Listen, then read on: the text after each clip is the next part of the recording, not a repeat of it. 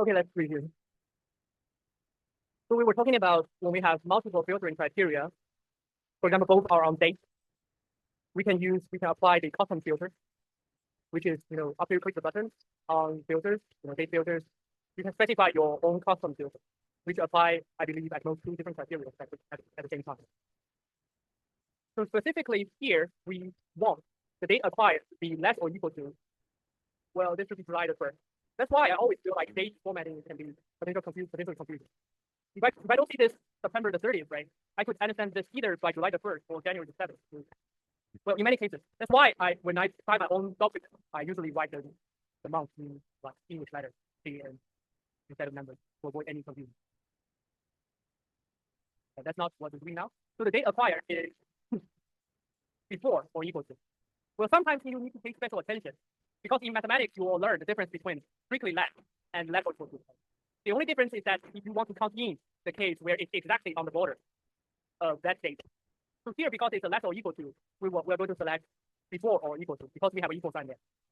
Before or equal to the date is, you can either use the calendar to find the date, or you can just type in the date on your own. So calendar might be more straightforward, but it's many years ago, more than 21 years ago.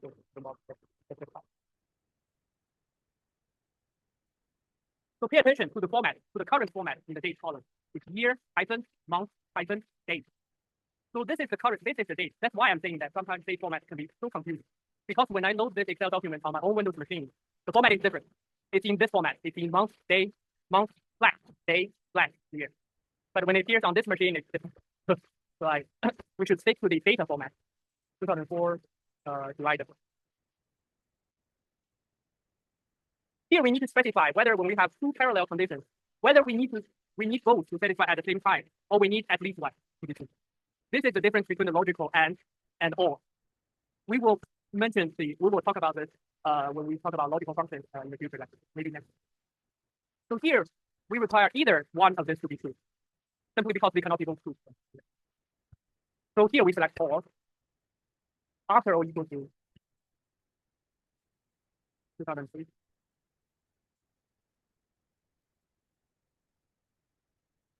So this is what we have. So you should always pay attention to the date format. Sometimes it's being connected using hyphens, the little dash. Sometimes it's split using the backslash. So we can see this is after we apply the filter. Sometimes you can also do sorting within filters. So this is actually quite convenient sometimes. For example, we can sort now by within the filter. For all the remaining displayed data observations, we can display in the increasing order of data. So we have two criteria, and the remaining observations to satisfy at least one. And in this case, of course, exactly one, because we cannot satisfy both at the same time. So this is for date. For numerical values, it's actually easier because numerical usually we don't have formatting into on different versions of Excel. So let's see about this next exercise. Display records with absolute values larger or equal to 5,000, strictly smaller than 10K. So similarly, we go to absolute value, and we go to number filters, and because we have multiple criteria at the same time, we again go to the custom filter. We can handle two at the same time. So our requirement is absolute values larger or equal to pay attention to the equal sign, greater than or equal to, because we have the equal sign, we have to select this one, not strictly greater than or equal to 5,000. And because here we have an and, it means that when we have two conditions at the same time, we only filter out the observations that will satisfy both conditions. Greater or equal to 5,000 and strictly less than 10,000. Less than, there's no equal here, 10,000. So all the remaining values should satisfy both criteria. If you want to compare your results, you can go to the next spreadsheet and compare whether you have the same output. Sometimes we have extra text boxes to display some slides. And as I said, after you do the filters, you can even sort them in the order you like, increasing order, decreasing order, whatever. So you can apply sort after filter. So let's do a quick exercise combining multiple columns of filtering criteria. So let's see what this exercise tells us to do. So we're asked to display only the records that satisfy each of these three conditions. So we need to satisfy all three conditions for three different columns at the same time. So name of the artist, so we go to the artist column, begins with M or O. Leaves in alphabetic order, so we need to sort it after we filter. And the date acquired in the first half of 2005, and then the phrase value is in the bottom 75 of the phrase value. So it looks complicated, but well, don't worry too much. We only need to do this step by step. They are not mutually exclusive or something. So let's do this in order. Artist begins with M or O. So let's do the filter first. So again, let's go to the artist column, go to text filter. Because it's either M or O, we have multiple conditions we will use in custom field. So again, begins either with M or O. It cannot begin with both letters, right? So it's an OR condition. So in the drop-down list, we will select begins with a specific letter. This will apply to some certain text column. We can specify what is the starting letter of text as a criteria. Begins with letter M or begins with letter O. Okay. After we do the filter, we will sort in the alphabetic order from A to Z. You can simply do this within the filtering window. So now it's the alphabetic order. By the way, if you sort some text column according to alphabetic order, and many observations share the same beginning letter, it will compare the next letter and so on and so forth. So M are the beginning letters, so it will compare the second letter, which is A. So that's the first column. Then we will filter the date acquired in the first half of 2005. We can quickly look at the drop-down list, right? After filtering out the artist name, we only have observations from 2 years. So now we only need to select the observations, manually select only the observations from the first half of 2005. So if we take a closer look, after filtering out the artist names, we only have observations from February, March, April, May. They all belong to the first half of 2005. So essentially, we only need to keep all the observations in 2005. Filtering out those who are in 2006. So now all in first half of 2005. And finally, the phrase value is in the bottom 75. So this is somewhat similar to what we did in the conditional formatting. But we are not changing the root of the cell. Instead, we are keeping them and hiding the remainder. So let's go to the phrase value. Again, let's go to number filters. So in the bottom 75, not 75%, 75. Also, so if we cannot find here in the list, let's again go to custom filters. But not.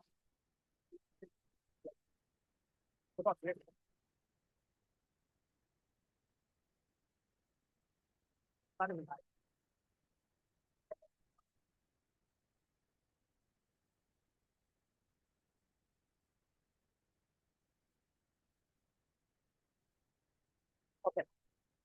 That's right. Thank you. That's the only thing. What's the name? You help me out a lot.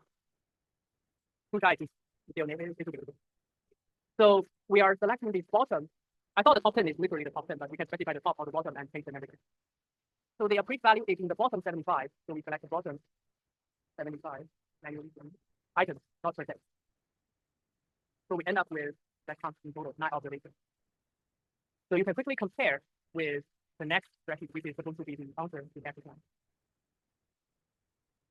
Okay, I was lost in the middle. So again, under the number filters, there's a button called top 10. It's not literally top 10, but you can specify whether it's top bottom and the number, as well as whether it's absolute 10 or the 10%. So you can quickly compare, when you have multiple columns at the sorting, at the filtering criteria, what you should do in general. So in this, all the spreadsheets from now on are more advanced. It's not part of the scope for the course. If you want to apply, because so far for any single column, the most number of criteria we can apply at the same time are 2. What if we have more than 2? Right? What if we have more than 2? Then the standard way to do this is to write all the conditions in a separate table, and we use advanced filter to select that table. So let me quickly show you how it can be done. For example, if you want to repeat what we did previously, but we do not want to do it manually, we want to do it in a more structured way. We pre-specify all the conditions. So again, this is beyond the scope, just to showcase how it can be done alternatively. So we have artist, which begins with the letter either M or O. The wildcard character says that, okay, the remaining can be represented by stars in any string, any other word or part of this word. And the dates are required in this way. So you should have, if you have or conditions, you should put them in separate rows. If you have and conditions, you should have put in the same row. If you apply multiple and conditions, you can even split the columns into multiple.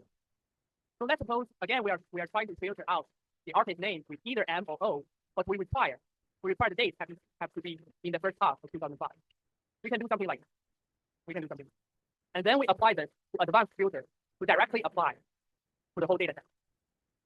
However, as I mentioned earlier, because of the date formatting issue, the current date format is not consistent. So wait for me to manually change the date format to a consistent with. You do not have to follow me on this. This is again beyond this.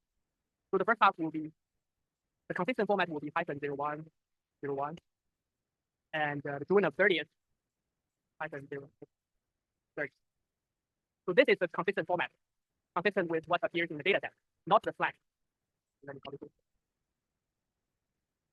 So again, we will try to select the whole data and apply the so-called advanced filter. By doing this, it will allow us to apply potentially more than three conditions on the same column, which probably cannot be done if we choose to manually specify the condition, just like what we did. So to do this, we manually specify the data range, which is already being selected. Select all the tables. And then we also need to manually specify the criteria range, including the title. Because Excel will need those to understand the artist is starts with M or O and so.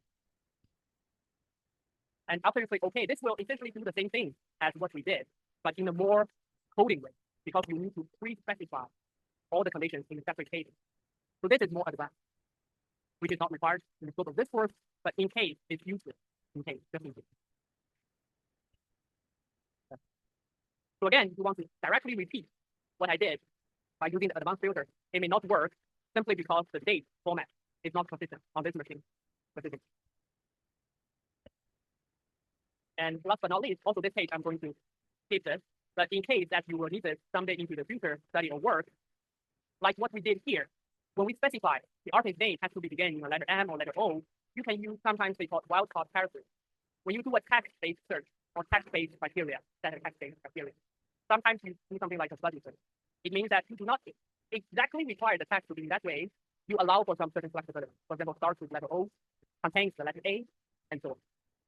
So again, I'm not going into details, but usually speaking, you will use question mark, star, and sometimes tilde to combine with any flexibility part of the word or several letters that you allow them potentially to begin. And this will show you several steps. As usual, even if you need it someday, you do not need to memorize the usage of all of them, because you can always search Google for tasks. So I'm not worried about it. Give you certain examples. For example, question mark represents a single letter, which can be any letter. Well, a star represents a sequence of letters, no matter how many you have. And this is also the reason why M star will mean artist name starts with the letter M. Same for O star. And that's why it's working here. So again, a little bit more advanced topic, but in case that you're interested, feel free to explore more. Sometimes this is called natural language processing, or exploring the text-based information. Any questions? That's for the formatting, sorting, and filtering. And within sorting, we briefly talk about the usage of subtotals. Any questions for this Excel file? If not, we will use the remaining around 40 minutes, briefly talking about data visualization.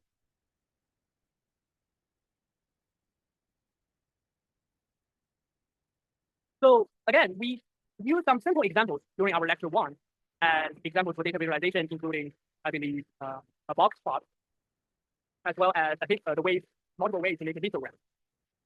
More generally speaking, historically speaking, in this course, we spend a lot of time teaching how to make a plot, how to adjust the plot elements in Excel. But year after year, I personally decided to reduce the content on this part gradually, because there are so many good or even better alternatives once you have a data set into how to visualize them. Later in the second half of the course, we will spend more time on when you have a data set in Python, how to visualize them. I generally believe that visualizing a data set in Python is in general somewhat easier to manage because there are less manual setting adjustments. But nevertheless, let me briefly go through some of the introductory elements of inserting a chart, taking a plot in Excel. Some of the next few slides or examples will be probably the same as some of you need to do another lecture talking about data visualization. But we will keep it as short as possible. So if you want to insert a chart, this is what we already covered in lecture 1. You want to select the data that you want to visualize, and you go to insert. And usually speaking, you can start exploring with the recommended chart. It will give you 3 to 4 different candidates of the chart type. And you can select among them if any of those are of your interest. If not, then you can go to select a chart type on your own, as what we did in the first lecture. So there are certain elements when we make a plot when we make a chart in Excel, which will include a title, axis scale, sometimes a legend, a layout, and a stuff. Again, this year with the scope of this course, I'm not going into very details of them. If you really want to make a good looking chart, I would say that because Excel is pretty user friendly, you can explore most of the stuff on your own or with the help of Google or consulting with documents. After making a plot, usually speaking, you want to first fill in the necessary information. For example, a plot title, a chart title, the axis name. If there's a missing legend, you probably need to add in. And you can all achieve everything by adjusting the chart element. This will probably take you.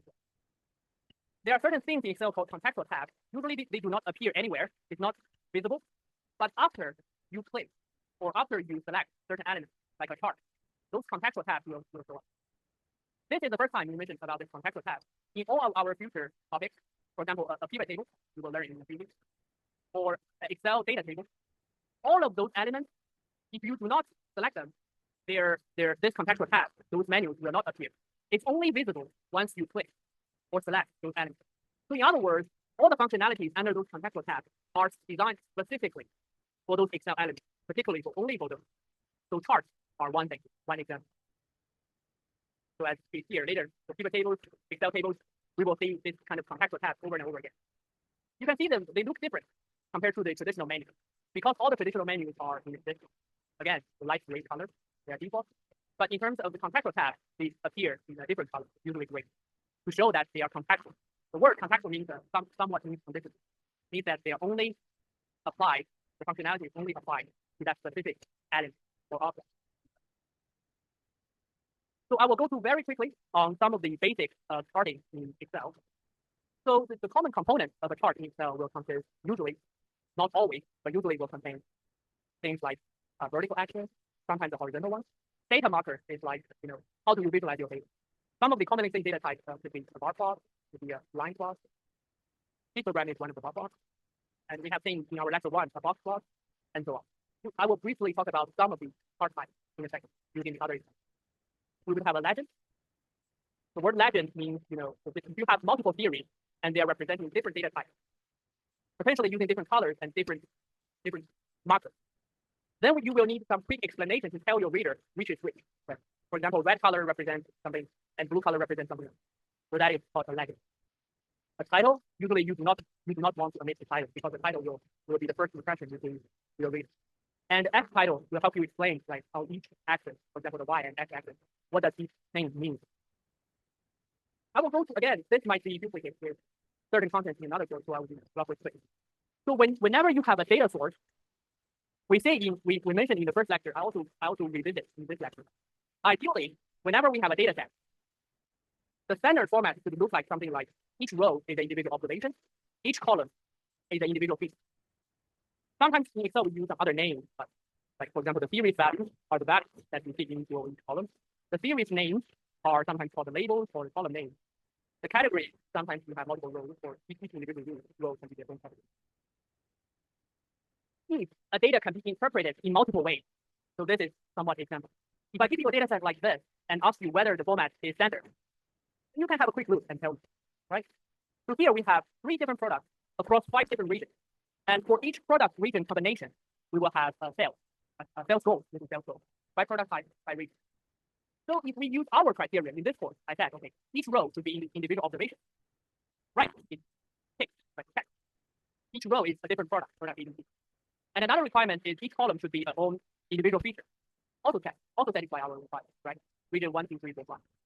But if I give you the data in the transposed way, suppose that you flip the table around so that each region is a row and each product is a column, it will still satisfy our requirements. So in other words, some data set is kind of special in a way that it can be interpreted in 2 ways, in multiple ways.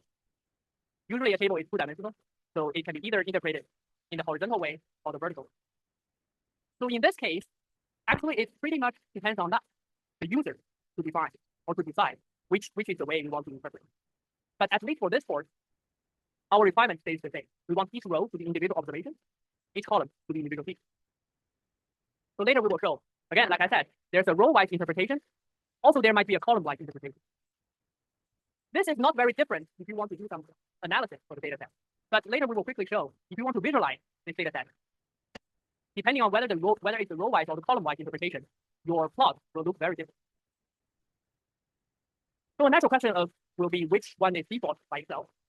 Well, it turns out that Excel, if you draw the default plot, it will treat, because if you think about it, we have 3 rows, 5 columns, it will treat the smaller number as it is.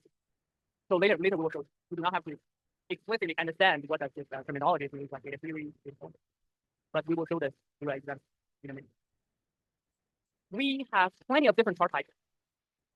Right, we have covered within this course, at least we have covered like a box plot. We will briefly talk about scatter plot, bar plot, but again, as promised, I think nowadays we have so many different tools that will help visualize the data. So Excel may not be the most competitive. So I'll briefly talk about several types, just to give you a very brief idea of how in general we do visualization. So it is a very practical question on how exactly we choose which chart type to include. Here are some rule of thumb. I'm not saying you have to strictly follow this, but if you have certain experience dealing with data, usually this is the one we generally go with. Right. For example, if you want to plot a pie chart, you'll try to plot a pie chart together. You should not have too many different slides, otherwise it will look ugly and messy. So if you have more than 6 categories, you should consider a bar chart or something else. And for example, if you draw a line chart, they should represent a sequence or generate a sequence or order. Otherwise, if you connect the dots as a line, it may not represent anything. And again, I'm not going to each one of them. If you're interested, you can take a quick. We will briefly talk about the scatter plot as well as how to use regrets, not that might be relevant. So again, let's forget about the slides. Let's go to the other Excel file for data visualization.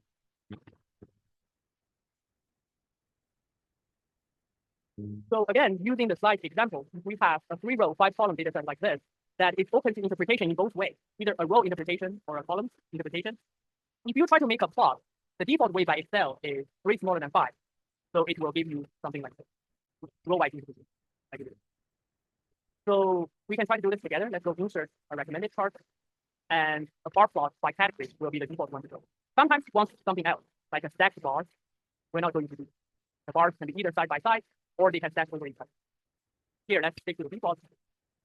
I want to just simply use this chart as an example to explain some of the key elements. The first thing, of course, the most obvious is the chart title. You can choose to change the title the way you want. Right, so like whatever you want. And then it's the X and it's the Y-axis representing, what are you plotting. Sometimes you have X-axis. If you have a 2-dimensional, you have 2 data series, horizontal line and a vertical line. And then you have the legend. This is called the legend. Again, color coded to explain what each color for each shade represents. And if you click on any of the markers, this is the bar plot, so the markers will be bars. If you click on any of the marker and right click, in Excel plot, right clicking is very helpful because, for example, here you can choose to manually format the data series. For example, if you do not like the default colors, here is blue, red, and green. If you do not like the colors, you can manually change the color. Similarly, if you right click and go to select data, you can change the selection of the data series or even the interpretation. Here I say by default is a row-wise interpretation. So 5 regions, each region will have different colors representing different colors. If we understand using alternative representation, you can switch the row and column. Now column becomes rows and rows becomes columns. And then it became the other way around. The data itself does not change at all. We only change the interpretation in a sense that previously it's categorized by region and color coded by product. Now it's the other way around, is color coded by region and categorized by product. Again, there's no single correct answer. When you are facing a data set that are open to both interpretations, who's the one that will most helpful to make the message, convey the message, or make your point? And also sometimes you may have, that's why at the beginning of this lecture, I called ourselves artistic, right? When we do data visualization, usually speaking, we want it to be clean, to be informative, but also visually pleasant. So the first 2, I can more or less try to teach you. The third one, okay, it depends on your artistic preference. Right? Sometimes you want to use different colors from a color palette or something. Right? Those are something that you need certain experience to be good at. But again, those are beyond our. And if you ask me to compare those 2 interpretations only by comparing their visual pleasure, I would say that because here we have fewer data theory, this one looks nice, this one looks a little bit symmetric. But again, it will depend eventually on what is your message and what is your information you're trying to draw from the book. Right.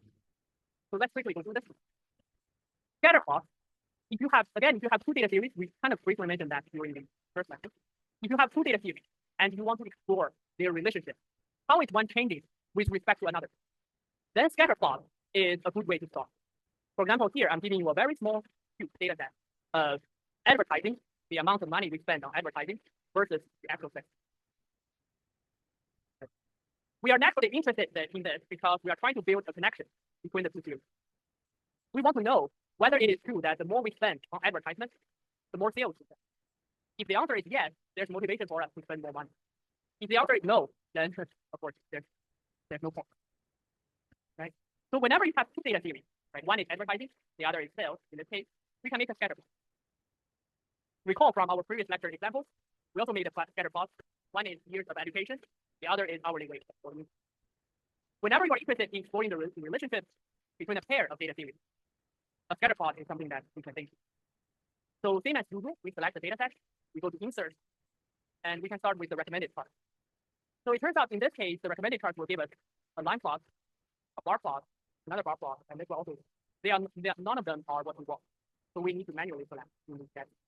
So in the R part, there's an XY scatter plot.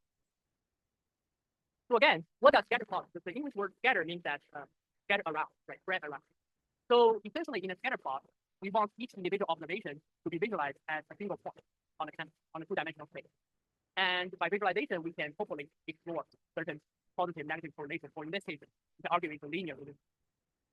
Linear means, if one is higher, the other is also higher by a certain. So we do this. First one is by index.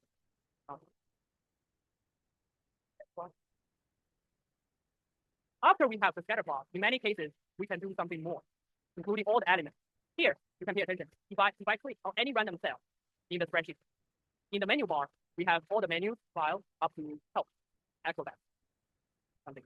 If you click on the plot, two activations pop up. One is called chart design, the other is called format.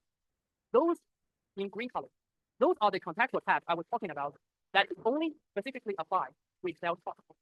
So in other words, if we take a look at the chart design and the chart format, all the functionalities there only apply to chart. I'm not going into details, but you can explore. For example, you can add chart elements like adding axis, adding a label, even adding more grid lines. The default chart is not what we want. You can choose to add in more elements or remove elements. You can also choose to add a quick layout.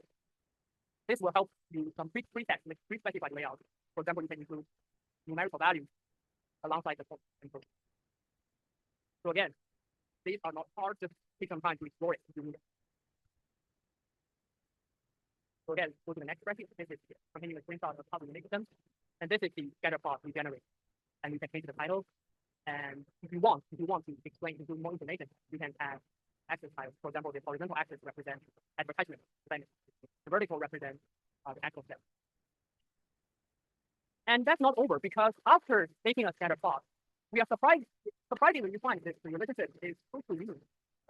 In other words, imagine there's a line going through all the dots, that the dots are pretty close to the line. So we kind of project, or we kind of guess that the underlying true data generating process may be a straight line. So if we want to fit a line through regression, we can actually do that in Excel. Of course, you can do similar stuff using other statistical tools like R or any other programming languages. But in R, it allows us to directly visualize in visualization, draw a regression line and get its expression and R squared. Again, I'm not going to cover the statistical theories behind, and I know most of you should have learned what is regression. If you haven't, you are less likely to learn in one of your courses here. So again, I'm not going to the math side. Relatively speaking, I'm going to show you how to add a line, imaginary line that will explain the data generating process. And the line can be linear, can be non-linear. So we try to add a fit of line. So if you click on any of the data points and right click, there's an option called add twin line. So after add a twin line, it is a dotted line that will try to have the best fit possible to explain how the individual dots are being generated. And in the window on the right, you can even specify what are the properties of the line, whether it's linear. By calling the word regression, we usually start with linear. Linear means that it's a straight line. If it's non-linear, then it may have more curvature, polynomial power, or even moving power. If you scroll down a little bit, this is particularly helpful. You can also choose to display the equation as well as the R squared. So once you tick those two boxes, you will have one equation and one square value, R square value. This is particularly useful for explaining what this line is about. Again, I'm not going to the theory behind, but hopefully you understand what does it mean. So we have two variables. Y is the vertical axis, which is the actual sale. X is the input variable, or the x-axis. X-axis X is the spending on the advertisement. So what does it mean by having an equation like this? Right? How do you interpret these parameters as well as their intercept? Roughly speaking, let me explain easily to you. Roughly speaking, it means that if I spend nothing, if my advertisement spending is $0, my expected sale, my predicted sale will be the intercept, which is 36. For every extra dollar I spend on advertisement, my expected sales will be increased by 5.5. So this is how we interpret the slope as well as the intercept. I'm not spending much time explaining this because I'm pretty sure that many of the other courses you will be learning here will involve all the theory behind the regression. Here, for visualization purposes, I'm just telling you this is a way to generate without explicitly computing through numbers, only by making a plot, adding a trend line, and attach them with the equation. Similarly for R square is the value capturing how well is the fit. Closer to 1, the better. 0.96 is pretty much perfect. So this is about the scatter plot and regression. Of course, you can try to imitate what is happening on the third spreadsheet. And by changing the markers, for example, change the color, change the shape. Also, you can change the appearances. Also, you can change the size, the font size, and position of this trend line equation. You can add axis titles. You can change the background color. You can do pretty much whatever you like, as long as you think it will help you make yourself do the visualization. So this is scatter plot and regression. And then we will briefly talk about pie chart. If you have a single theory instead of two different data theories, you can use some other different like chart types. In the previous lecture, we tried box plots to visualize the distribution. We tried histograms to visualize the distribution. But suppose for a single data theory, instead of caring about the distribution, you care more about for categorical data. You care more about the proportion. In other words, the relative percentage, the relative size, the relative frequency of a categorical variable, or a numerical variable of possible limited outcome. Then you can consider using a pie chart. By saying, you probably know what it does, right? You will draw a big circle, which looks like a pie.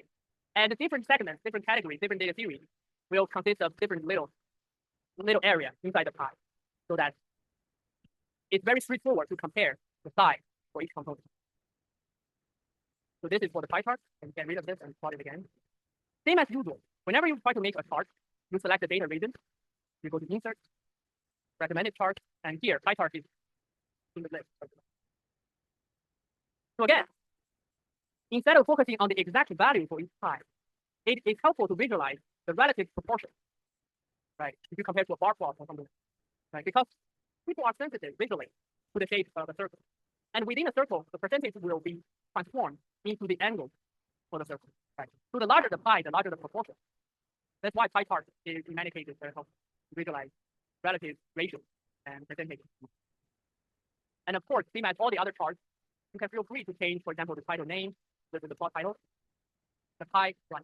For example, change the quick layout to include the percentage values, the name, and quickly add some chart elements. Again, if you have time, explore the contextual tabs here, including chart design and the chart form. And of course, if you feel like, okay, the flat design, you don't like, you want to be more old school, like 3D, which is not popular anymore, but you can try. Different appearances, different specified. On the next spreadsheet is the example I particularly like personally because Apple's flat design have been quite popular in the past 10, 20 years. If you think about the, I think this is the Apple activity, Apple Watch, it will ask you to close all the 3 rings. One is movement, exercise time, and the number of standing hours. So I was quite interested, so I tried to in Excel make a similar chart as this. Of course, I cannot make the exactly same, but actually it's not that hard. So let me quickly spend maybe 1 to 2, 3 minutes try to make something similar. So if you have several percentages, like what we did in the pie chart, you select. We try to select a table. We try to insert. Again, this is beyond the scope, so you don't have to follow this. Maybe it's having found it. So we are inserting the pie chart.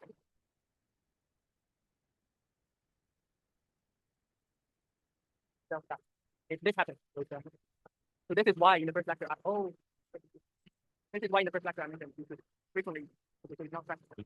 You should frequently save your Excel file, especially during your final exam. But sometimes it is, oh, this is recovered. Okay. So make sure to save it frequently.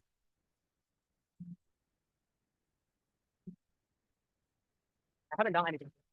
But in your final exam, you already done a lot of different exercises and you forgot to save it and it crashes. Well, then we have a big trouble.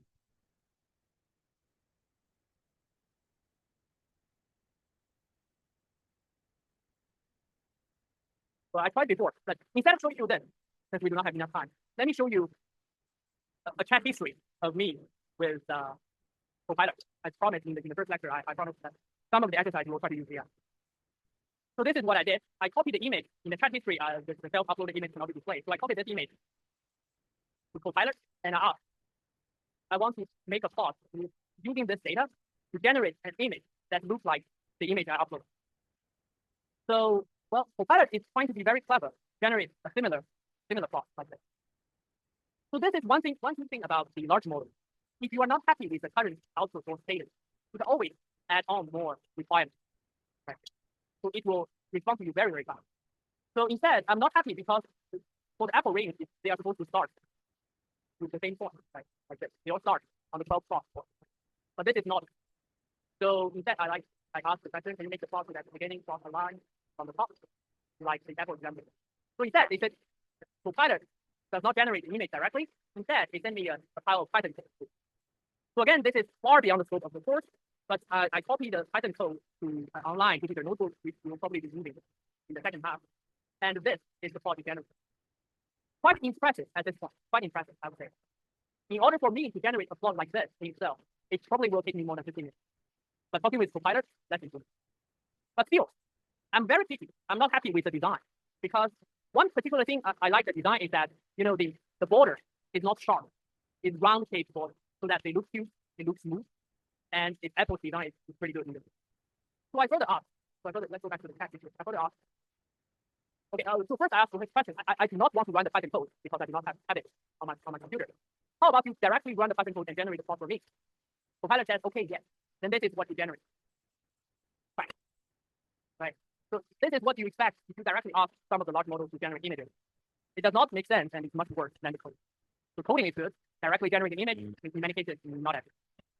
So ask, okay, go back to the code. Okay, I don't want you to generate image directly.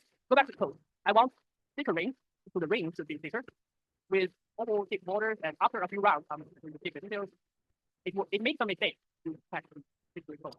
It will make something like this, which is going even worse back forward. And I ask again, you are making mistakes, so you correct it.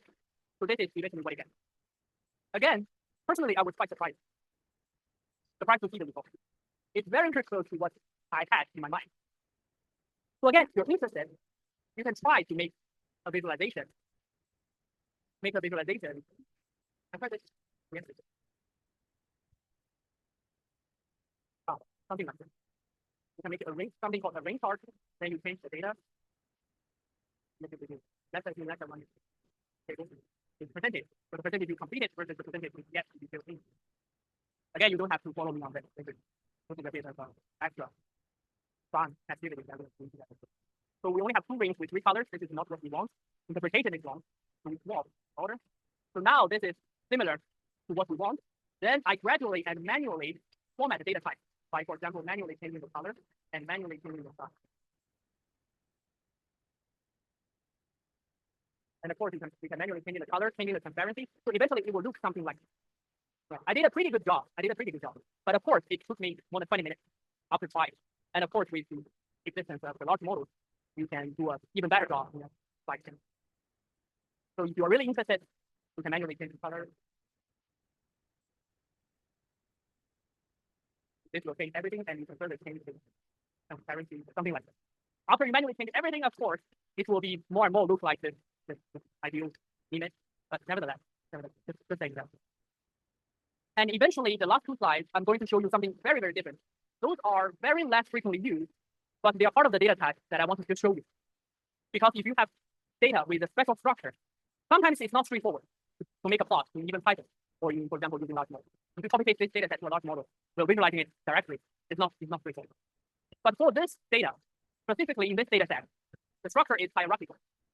Excel actually has special chart types to support it.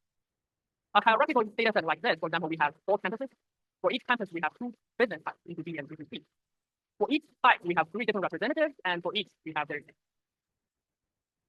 So the data is structured in a way that it's like a pyramid, right? We have the top structure, then the middle structure, type, the bottom structure, sales representative by name. So a data set like this is perfectly designed to make a structured plot, which includes a plot type called numbers, or sometimes a tree. So that's why. So again, always the same. You select the data area, you go to insert, and the recommended chart, of course, this chart type is so rare, you do not usually see it. So we go to all charts, there it comes. So the plot will be something like this. Again, it is somewhat like a bar plot or a ring plot. Only difference is that it has multiple layers from the middle, radiating towards the outside. So you can visualize the different layers, the whole hierarchy using this summary. So this is just one special. Alternatively, you may consider using tree map. So again, your data has certain structure, like a tree structure. You can use another chart type. However, if you take a closer look, we are losing certain information, like whether it's the middle type, whether it's continuous. If you want, you can try to manually adjust it or try some other parts. So this is one example of different special data structure and some less frequently used chart types. And here is the final example. Sometimes your data format is even more special. What if we have geographical data? If you want to visualize the geographical data on a map, well, to do that in Python, you can do this. You can even try after the lecture using with the help of large models, but it's not straightforward, of course, because you need a map, and also you need a keyword to map, because whenever you type USA, the map should be able to understand you are calling for that specific part on the map. But in Excel, surprisingly, it also supports part of the function. It supports to visualize the geographical information. Right? For example, if you have the country name, or the country code, or the state name in the US, or even for short, or if you have the postal code in USA, I believe, then you are able to visualize all of them. But they are only special cases. If you think about, for example, I never tried it before, but if you think about certain area, not like the state in the US, because we know Microsoft is a US company. If you think about the regions like the province names in China, I'm not 100% sure whether it works. Also, if you think about the continent names, it will not work. The state names work, the postal code works, but for some other area, we are not sure. So this is just, again, the showcase. In most cases, you will not need to use it in your work of study. Even if you need to use it, for example, you are dealing with a geographic data set, well, you do not necessarily need to do it in Excel, right? Just to showcase that sometimes Excel is particularly designed to do some very, very specific tasks. And with that, we are right on time for it. That's all I'm trying to cover today. Again, if you have any questions, including those of you who are on Zoom, talk to me, or if you are on Zoom, write an email. You can talk to me. Otherwise, I will see you guys next.